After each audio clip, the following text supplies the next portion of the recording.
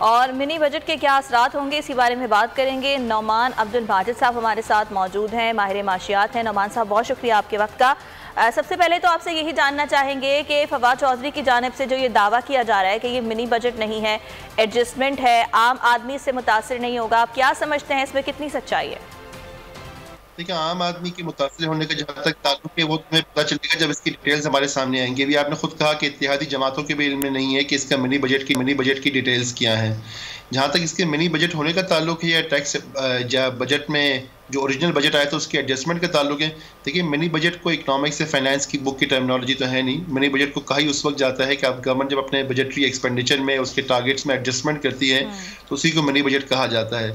आम आदमी पर जहाँ तक इम्पैक्ट का ताल्लुक है तो देखें, किसी भी किस्म का बजट जब आता है या कोई नए टैक्सेस लगाए जाते हैं तो वो 3 स्टेज पर लगाए जाते हैं। या तो इम्पोर्ट्स पर लगाए जाते हैं, प्रोडक्शन पर लगाए जाते हैं, या कंजम्पशन और सेल के ऊपर लगाए जाते हैं। अगर जब प्रोड्यूसर या इम्पोर्टर जब किसी सेल टैक्स की एग्जम्पशन को विड्रॉ किया जाता है या कोई नया टैक्स लगाया जाता है तो ज़ाहिर है कि उसकी कॉस्ट ऑफ प्रोडक्शन में इजाफा होता है और उसने वो कॉस्ट को जो है अवाम पर ट्रांसफ़र करना है, तो ऑटोमेटिकली इवेंचुअली तो पैसा आवाम की जेब से ही निकलेगा और इकॉनमी के अंदर से ही जाएगा। ज़ाहिर टैक्स का जो इम्पैक्ट है वो प्रोड्यूसर या इम्पोर्टर है वो अपनी जेब से वो देगा नहीं। लेकिन इसमें साथ साथ हमें ये भी देखना चाहिए कि हमारी मार्केट्स आज भी जो हैं वो अंडर इनवॉइस और स्मगल गुड्स से जो है फ्लडेड हैं, लो मार्केटें भरी पड़ी हैं। तो सिर्फ मिनी बजट या टैक्स लगाने से फ़ायदा नहीं होगा। पाकिस्तान की एक हिस्ट्री रही है कि उन पे टैक्स लगाया जाता है कि जो लोग ऑलरेडी टैक्स पे कर रहे होते हैं। तो साथ साथ ये भी करना होगा जो स्मगलिंग है, जो अंडर इनवॉइसिंग है, जो मार्केट्स आपकी इंपोर्टेड गुड्स से भरी हुई हैं जिसकी पेमेंट्स हवाला और हुंडी से की जाती है, उसको भी बहुत सख्त करना होगा। तो जब तक आप ये नहीं करेंगे तो होगा नतीजा ये निकलेगा कि आप जो है जो लोग ऑलरेडी टैक्स डॉक्यूमेंटेड सेक्टर के अंदर हैं उन पर तो मजीद टैक्स बढ़ाते रहेंगे और जो अनडॉक्यूमेंटेड सेक्टर है उस पर टैक्स नहीं बढ़ेगा। तो अब नुमान साहब, ये जो टैक्स नेट बढ़ाने की आप बात कर रहे हैं तो इसको बढ़ाया किस तरह जा सकता है? जिस तबके का आपने जिक्र किया वो तो इस वक्त टैक्स नेट में मौजूद नहीं है। देखिए, टैक्स बढ़ाने के लिए आपको एडमिनिस्ट्रेटिव मैकेनिज्म्स की ज़रूरत होती है।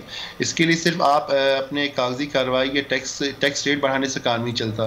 इसके लिए FBI है या दीगर आपकी सिक्योरिटी एजेंसीज़ हैं, उन्होंने लोकल मार्केट्स के अंदर जाके जहाँ पे ये चीज़ें बिक रही होती हैं वहाँ से उसकी सप्लाई चेन या वैल्यू चेन को जो है वो ट्रेस करना होता है।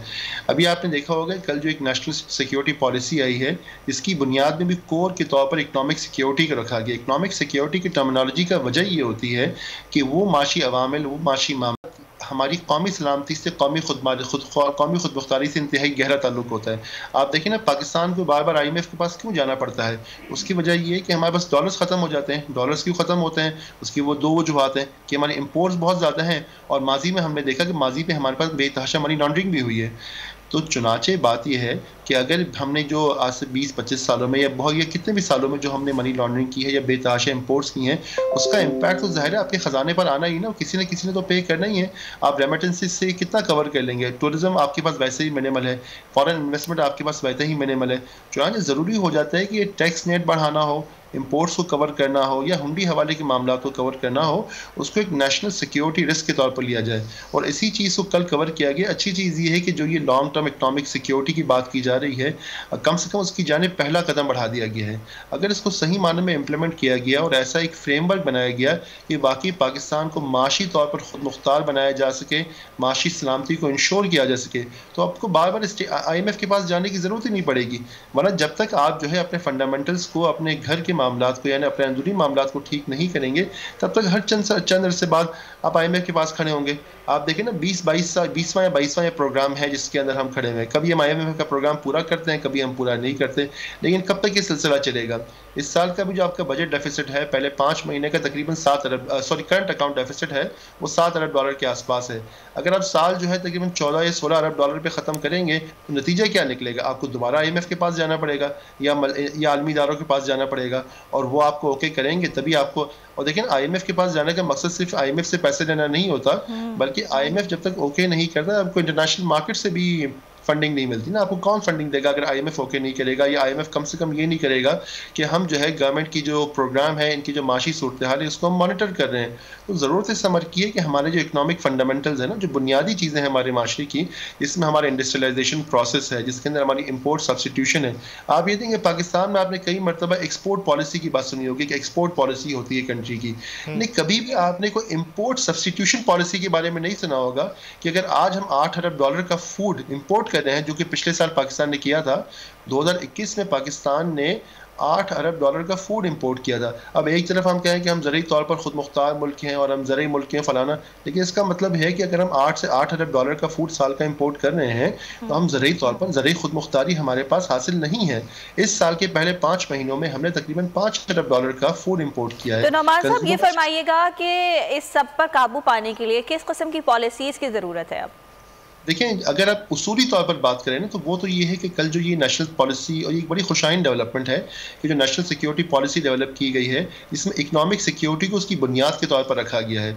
हम इकोनॉमिक सिक्योरिटी जो है वो इकोनॉमिक प्लानिंग का ही एक सोफिस्टिकेटेड वर्जन है कि वो चीज़ें, वो मामला जिससे हमारी माशी खुद मुख्तारी या हमारी माशी डिसीजन मेकिंग, यानी वो मामला जिनका गवर्नमेंट आज देखें ना, गवर्नमेंट जो फैसले कर रही है सारी IMF के दबाव में कर रही है ना, कोई खुशी से तो नहीं कर रही है, मजबूरी IMF से नेगोशिएट किया, IMF ने मना कर दिया, कहा कि भाई पैसे चाहिए तो ये फैसले करके आओ, ये बिल जो है स्टेट बैंक की ऑटोनॉमी है, टैक्स लगाना है, फलाना फलाना, आप ये करके आए, अगर आप करके नहीं आएंगे पैसे नहीं मिलेंगे, ठीक है ना जी। और ये पैसे IMF पैसे नहीं देगा आपको, इंटरनेशनल मार्केट से ही पैसे नहीं मिलेंगे। तो उसका मतलब कि ये हमारी माशी खुद मुख्तार नहीं है, माशी तौर पर हम खुद मुख्तार नहीं है।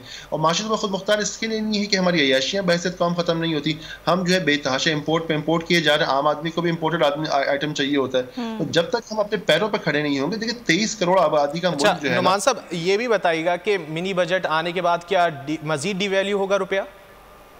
देखिए, मिनी बजट के बाद तो हम डिवैल्यू नहीं कह सकते ना कि मिनी बजट आने के बाद डिवैल्यू हो जाएगा, क्योंकि मिनी बजट आने के बाद जाहिर है कि इकोनॉमिक एक्टिविटी स्लो होगी। तो अभी आपने स्टेट बैंक की मॉनेटरी पॉलिसी में भी जो पढ़ा था कि जो इकोनॉमिक ग्रोथ को, डिमांड को हम कम करेंगे तो ऑटोमेटिकली इसकी वजह से इंपोर्ट्स पे भी इम्पैक्ट आएगा और उससे जाहिर है कि डिवैल्यूएशन पे भी इम्पैक्ट आएगा। तो हम ये तो नहीं कह सकते कि मिनी बजट के आने की वजह से जो है रुपये में डिवैल्यूएशन आएगी। हाँ, महंगाई पर इसका इम्पैक्ट ज़रूर पड़ेगा। ठीक है, बहुत शुक्रिया नुमान अब्दुल माजिद साहब, आपने वक्त निकाला हमसे गुफ्तगू की।